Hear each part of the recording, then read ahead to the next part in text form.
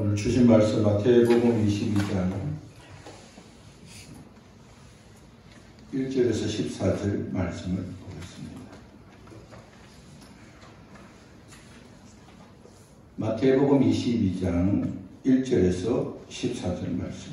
예수께서 다시 비유로 대답하여 이르시되 천국은 마치 자기 아들을 위하여 혼인잔치를 베푼 어떤 임금과 같으니 그 종들을 보내어 그 청한 사람들을 혼인잔치에 오라 하였더니 오기를 싫어하거늘 다시 다른 종을 보내며 이르되 청한 사람들에게 이르기를 내가 도찬을 준비하되 나의 소와 살찐 짐승을 잡고 모든 것을 갖추었으니 혼인잔치에 오소서 하라 하였더니 그들이 돌아보지도 않고 한 사람은 자기 밭으로 한 사람은 자기 사업하러 가고 그 남은 자들은 종들을 잡아 모욕하고 죽이니 임금이 노하여 군대를 보내어 그 살인한 자들을 진멸하고 그 동네를 불사르고 이에 종들에게 이르되 혼인잔치는 준비되었으나 천한 사람들은 합당하지 아니하니 네거리 길에 가서 사람을 만나는 대로 혼인잔치에 청하여 오라 하는데 종들이 길에 나가 악한 자나 선한 자나 만나는 대로 모두 데려오고 혼인잔치에 손님들이 가득한지라. 임금이 손님을 보러 들어올새 거기서 예복 입지 않은 한 사람을 보고 이르되 친구여 어찌 예복 입지 않고 여기 들어왔느냐 하니 그가 아무 말도 못하더니 임금이 사람들에게 말하되 그 손발을 묶고 바깥 어두운 데에 내던지라. 거기서 슬피 울며 이를 알게 되리라 하니라. 청함을 받은 자는 많되 택함을 입은 자는 적으니라.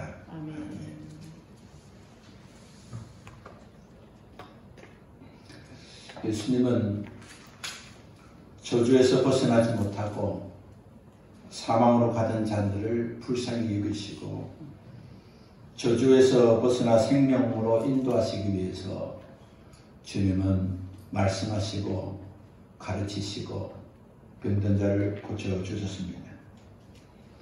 천국으로 인도할 직분을 받던 대제사장과 서기관과 장로들은 사명에 관심이 없고 그들의 교권과 권세만 관심이 많았습니다.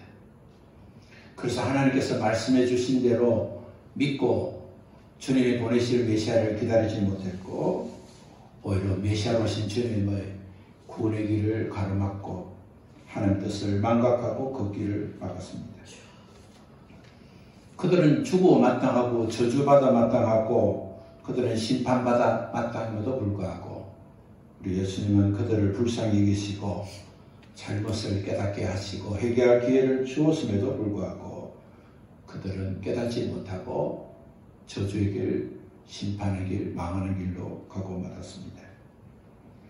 오늘의 말씀은 주님이 회개하지 않고 구원의 길을 걷지 못하는 그들에게 다시 한번 회개하고 구원할 수 있도록 혼인잔치의 비유를 통해서 말씀해 주었습니다. 주님께서 오늘 비유로 말씀하신 것은 장차 일어날 일들을 예언적으로 하신 말씀입니다. 주님은 여러 가지로 비유를 말씀하셨는데 그 중에서도 혼인잔치의 비유는 천국과 또 심판과 재림에 대해서 말씀하셨기 때문에 우리는 혼인잔치에 대한 관습을 또 풍습을 잘 이해하면 주님이 비유로 말씀하신 것을 더 분명하게 더 자세하게 알기 때문에 우리가 혼인잔치의 풍습을 아는 것이 많은 점에서 유익합니다. 곤동지역의 결혼 풍습 가운데 특별한 것은 아들의 결혼은 아버지가 결정한다는 겁니다. 아들의 결혼은 아들이 결정하는 것이 아니라 아버지가 아들의 결혼 문제를 대부분이 결정을 합니다. 그렇게 아버지가 하는 것은 아들의 결혼은 아들 개인의 문제가 아니라 그것은 바로 가정의 문제이고 가족의 문제이고 가문의 운명을 결정짓는 일이기 때문에 아버지가 결정권을 갖고 신부를 정하고 또 정혼하게 되고 결혼하게 되는 모든 결정과 진행을 아버지가 맡아서 하게 되는 것입니다. 믿음의 조상 아브라함도 그랬습니다. 아브라함은 사랑하는 아들 이삭이 결혼할 때를 정하고 그 상대를 그가 살고 있는 하나님 믿지 않는 가나안에서 신부를 찾지 않고 하나님을 믿고 섬기는 고향에서 신부감을 찾기를 정했습니다. 그래서 아브라함은 그의 집사인 엘리에셀을 자기 고향으로 보냈고 그곳에서 아들 이삭의 신부를 찾도록 모든 것을 위임해 주었습니다. 아브라함이 위임을 받던 엘리에셀은 아브라함의 권고대로 아브라함의 고향으로 가게 되었고 그곳에서 가면서 기도하고 기도가 응답받아서 이삭의 아내 리브가를 만나게 되었습니다. 하나님의 사랑을 입은 아브라함은 하나님이 약속하신 축복의 가문과 또 축복의 계보를 잇기 위해서 그는 사랑하는 아들에게 가장 믿음의 사람을 찾기 위해서 엘리에셀을 보내서 신부감을 정하고 또 그를 신랑 집으로 데려와서 결혼하도록 했습니다. 부모가 자녀의 결혼을 주도적으로 결정하는 것은 근동지역뿐만 아니라 고대 사회에서는 자연스러운 일이었습니다. 저희 부모님 세대까지만 하더라도 결혼 전에 이미 부모님께서 결혼할 상대를 결정하시고 또 결혼하기 전까지는 신랑은 신부의 얼굴을 보지 못하고 신부도 신랑의 얼굴을 보지 못하는 경우가 많았습니다. 저희 어머니도 결혼할 때 제 아버지를 처음 봤다는 이야기를 했습니다. 그것은 당시에는 놀랄 일이 아니라 부모님이 정하면 부모님이 내 사정 내 형편 잘 아시고 우리 가정과 상대 가정을 잘 살펴서 결정하신 일이기 때문에 그 순종하는 마음으로 받아들였습니다. 혼인에 있어서 아버지의 지위는 절대적이었습니다. 아버지는 아들의 신부를 데려올 수 있는 지참금이 마련되면 아들의 신부를 선택하고 신랑 측의 입장을 전할 중매자 대변인을 지명하게 됩니다. 신랑 아버지가 지명한 중매인은 신부 측으로 가서 그 신랑 집에서 어느 정도 지참금을 줄 수 있는지를 정확하게 알려주고 그리고 난 뒤에 신랑의 아버지와 신랑 측 친척들이 함께 신부집으로 가게 됩니다. 신랑 측 아버지가 선정된 그 중매자를 신부 측 아버지에게 이 사람이 바로 우리 측을 대변해서 말을 하게 될 대변자이라고 선정을 하면 신부의 아버지도 자신의 가정을 대변할 중매자를 선정하고 두 중매한 대변인들이 앉아서 협상을 하고 협상을 마칠 때까지는 차도 마시지 않습니다.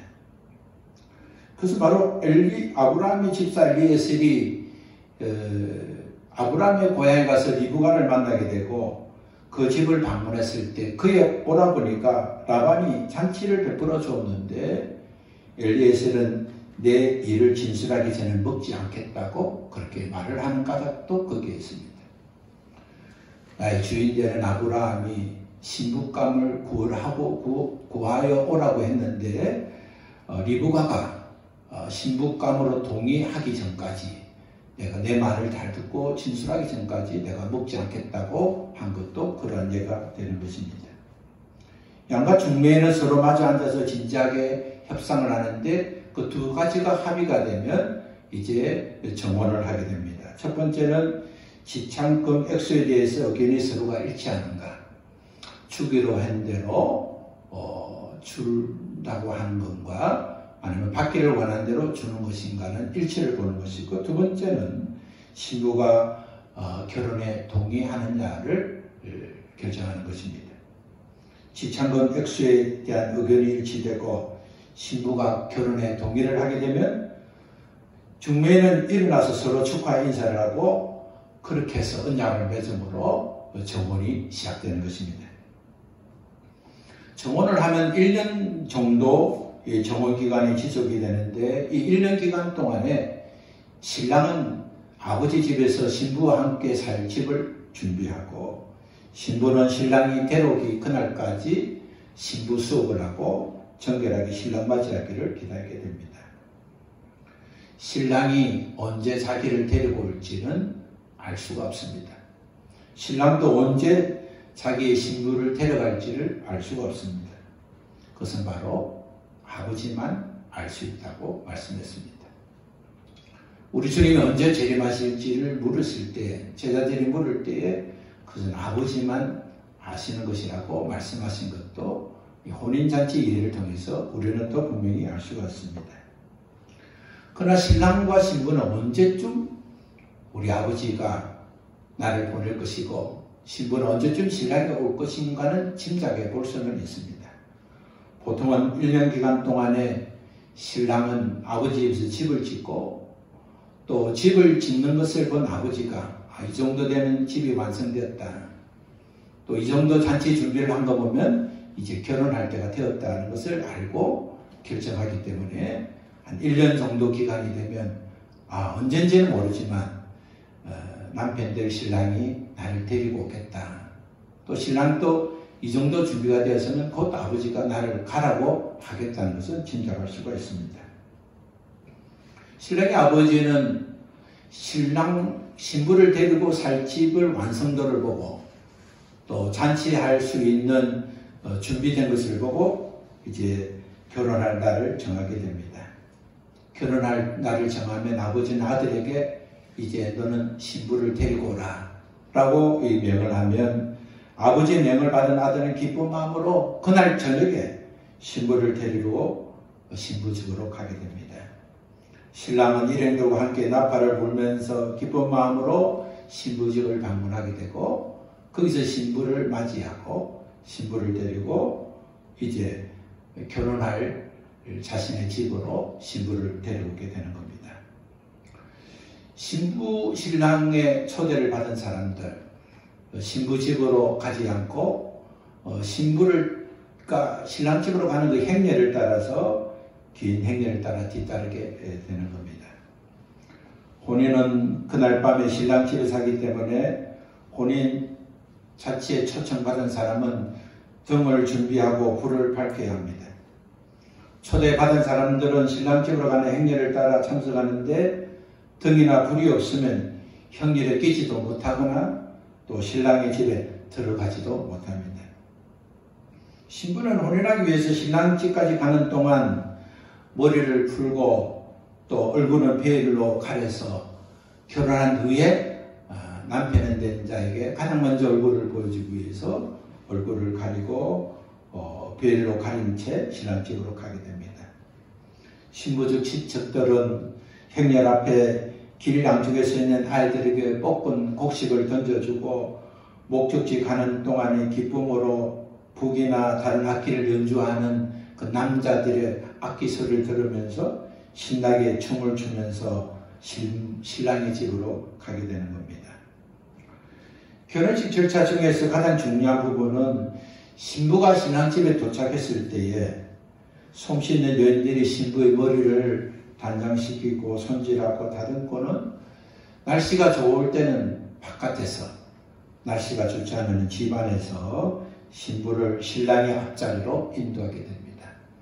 신부가 신랑의 앞자리로 가는 것은 그의 아버지나 또 축복하는 사람의 말을 가장 잘 들을 수 있는 자리로 인도하기 위해서 그 자리로 인도하게 되는 것입니다. 그리고 혼인잔치에 초대된 모든 사람들은 의무적으로 예복을 입어야 했습니다. 그리고 결혼식 피로연은 연회를 관장하는 연회장이 주관하는데 연회장은 피로연 준비를 관장하고 피로연 동안에 사람들 사이를 다니면서 부족한 것이 없나 살펴보고 또 하인들에게 필요한 것을 지시하기도 그렇게 하면서 연회가 시작되고 또 연회에 모인 사람들은 또 신랑과 신부에게 칭찬하기를 인색하지 않습니다. 유대인의 혼인잔치는 종교 예식으로 하지는 않습니다. 그들은 특별한 종교 의식은 없고 대신에 친척과 친구들이 축사하는 것으로 예식을 드립니다. 룻과 보아스의 혼인을 할 때 보면 친구들이 축사하고 그렇게 예식을 하는 것이 좋은 예가 될 수 있습니다. 이렇게 결혼 피로연이 끝나면 신랑은 친구들의 안내를 받아서 신부 대기하는 방으로 들어가게 되고, 그리고 친척들과 또 친구들과 피로연은 일주일 내내 계속되게 되는 것입니다. 예수님은 마치 천국은 자기 아들을 위하여 혼인잔치를 베푼 임금과 같다고 말씀하셨습니다. 중동 지역에 어디에서나 임금이 초청하는 그 초청의 자리는 참석하지 않는 경우가 없습니다. 그것은 의무적으로 받아들이게 됩니다. 만약에 초청을 받아들이지 않을 때는 임금에게 적대감을 갖게 되고 문제거리가 되기 때문에, 특별히 임금이 초청한 혼인잔치에는 초청된 것마다 감사하고, 또 초청을 거절하는 것은 임금 아들의 결혼을 축하하지 않는 것이 되고 또 결혼에 동의하지 않는다는 것이 되기 때문에, 임금에게 이러한 행동은 임금에게 충성을 바치지 않은 뜻을 내포하기 때문에 어느 누구도 임금이 자기 아들 결혼식을 하는 것을 알리면 참석하지 않는 사람이 없는 것입니다. 그런데 주님께서 혼인잔치에 비해서 초청받은 자들의 청함을 거절했다고 말씀하고 있습니다. 고대 건동에 간섭에 하면 잔치를 하기 전에 먼저 종들을 먼저 보냅니다. 언제 우리 아들이 결혼합니다. 그러니까 그날에 참석해 주시면 좋겠습니다 하고 초청장을 보냅니다. 그리고 잔치 날이 되면 다시 종을 보내서 손님을 인도하고 초청을 한 사람을 모시게 되는데, 오늘 종들을 보낸 것은 초청받은 사람에게 보낸 것입니다. 그런데 그들은 종들을 무시하고 멸시하고 어떤 경우는 그들을 죽이는 것도 섭섭지 않았다고 주님이 말씀하고 있습니다.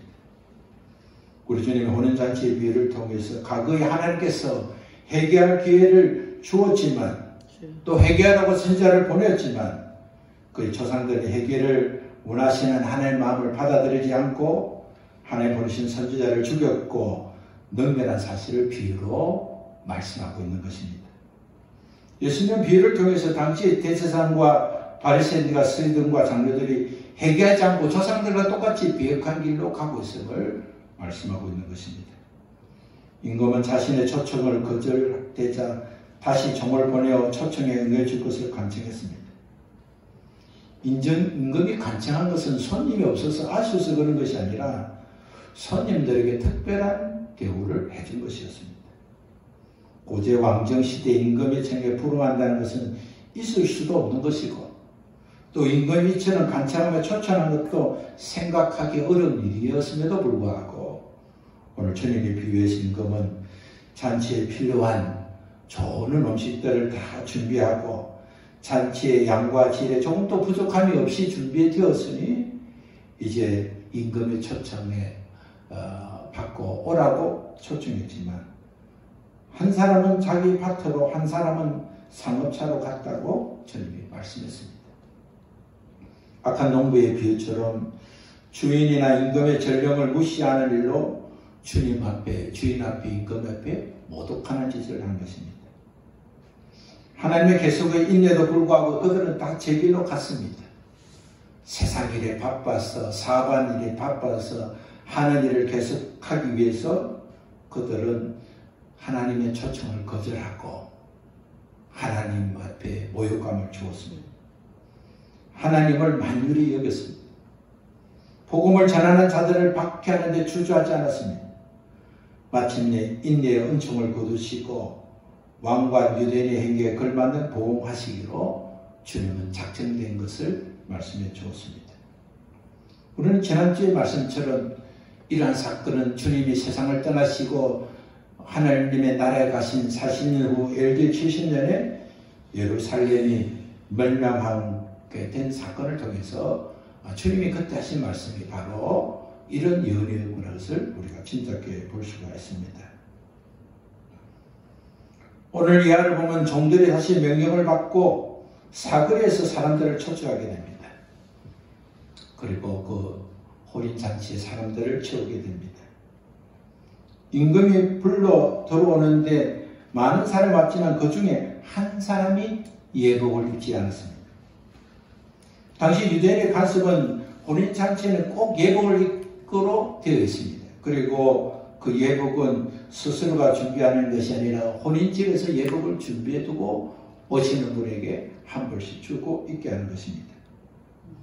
잔치집에서 예복을 입는 것은 그들이 그전에 입었던 그 신분을 나타낸 옷, 그들의 생활을 나타낸 옷을 벗고 모든 자들이 계층적 신분이나 경제적 면에서나 가난함과 부창과 부함을 전혀 드러나지 않는 동일한 옷을 입고 동일한 마음으로 기쁨에 참석하기 위해서 주인이 배려하는 것입니다.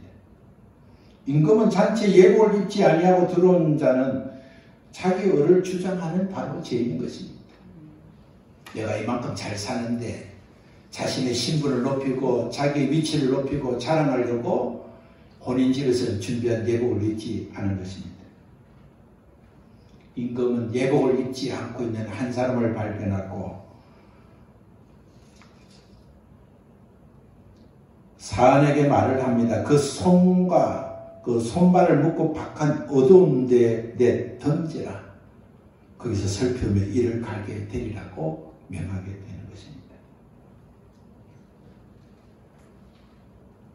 예수님을 믿고 구원을 받아 하나님의 자녀가 되는 은혜를 베풀어 주었음에도 불구하고 하나님 주신 은혜 안에 들어왔고 교회 공동체에 들어왔고 예수 믿는 사람처럼 되었지만 회개하지 않는 사람, 예수님의 공로를 힘입고 구원받는 것이 아니라 자신의 공로로 구원받는 것처럼 행하는 사람은 결국 예수님이 임금이 주신 예복을 잊지 않고 임금으로부터 손과 발이 묶여서 박한 어둠들에 쫓겨나가는 신세가 되는 것입니다.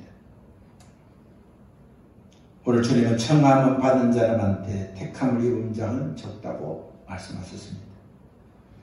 청함은 문이 넓어서 누구나 들어올 수 있는 길이 열려있는 것입니다.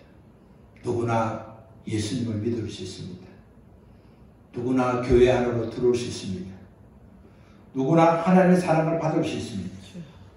그러나 누구나 믿음을 가지고 누구나 회개하는 것은 아닌 것입니다.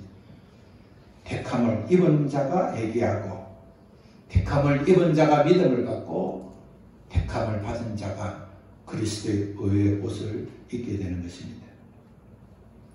살그리 청함을 받은 자는 개인적으로 초청을 받았고 유대인들은 민족적으로 초청을 받았습니다. 그들은 민족적으로 초청을 받는 축복을 받았지만 그들의 민족의 지도자들은 회개하지 않았고 주님이 보내주신 예수 그리스도의 복음을 받지 않았고 주님 주신 은혜를 외면했습니다. 오늘 많은 사람들은 혼인잔치의 기쁨에 젖었고 혼인잔치에 참석하는 자들도 예복 입지 않는 자들에게 주목하지 못했습니다. 또 그들이 보았다 할지라도 그에게 왜 예복을 입지 않느냐고 말하지 않았습니다. 그러나 아들의 혼인 예식을 주관하고 결정하신 그 임금 아버지는 그 자리에 예복 입지 않는 한 사람을 발견하고 그게 왜 예복을 입지 않느냐고 말을 했을 때 그는 아무 변명도 하지 못했습니다. 우리의 인생을 마치고 주님 앞에 서는 날 주님이 우리를 심판할 때 우리는 아무 말도 할 수가 없습니다. 우리가 행한 대로 우리가 심은 대로 심판하신 하나님 앞에 섰을 때 우리는 우리가 행한 것을 알고 우리가 심은 것을 알기 때문에 우리는 아무 말도 할 수가 없는 것입니다. 그는 손발이 결박 가운데 슬피 이를 갈며 우는 어두운 데로 던져짐에도 불구하고 그는 아무 말도 하지 못했습니다. 복음을 거부하는 자, 예수 그리스도를 받아들이지 못하는 자, 예수 그리스도를 받아들인다면서도 회개하지 않고 믿음 안에 서지 않는 자는 슬피 이를 갈며 손발이 묶인 채로 다시는 회개할 수 없도록 다시는 의의 옷을 입지 못하도록 다시는 그의 발과 손으로 혼인잔치에 참석하지 못하도록 주님이 심판하게 될 것이라고 말씀해 주었습니다. 그에게는 구원의 문은 닫혀 있게 되고 하나님의 심판은 번복할 수 없게 된 것입니다. 그는 영원히 어두운 곳에서 엄청난 고뇌의 눈물을 흘리고 그는 그 영원토록 후회하고 고통 가운데 살게 될 것입니다. 사랑하는 가족 여러분, 우리는 그 날을 위해서 주님이 예비하신 예복을 입어야 합니다. 주님이 주신 예복은 예수님만이 우리 구원자이심을 믿음으로 고백하고 우리가 회개하면 할수록 그 어려운 예복은 더 깨끗한 옷이 될 것입니다. 주님이 우리에게 주신 완전하고 깨끗한 그 옷을 입을 수 있도록 우리의 몸을 더 깨끗이 해야 하는 것입니다. 주님은 우리를 청하여 주었습니다. 그러나 우리가 택함을 받기 위해서는 우리가 믿음으로 우리 주 예수 그리스도를 나의 구원자로 믿을 뿐만 아니라 우리 주님의 깨끗하고 아름다운 옷을 입을 수 있는 자로서 하나님의 쓰임받도록 날마다 회개하고 정결한 몸을 만들어서 주님의 깨끗한 옷을 입고 하나님이 우리를 부르신 그 혼인잔치에 들어가서 그리스도의 신부로서 하나님의 축복을 받는 믿음의 사람, 어려운 사람, 어렵다 인정함을 받은 자답게 회개하고 하나님 주신 귀한 상급을 받는 우리 모두 되시기를 예수님 이름으로 축원합니다. 우리 함께 일어나서 찬송하겠습니다.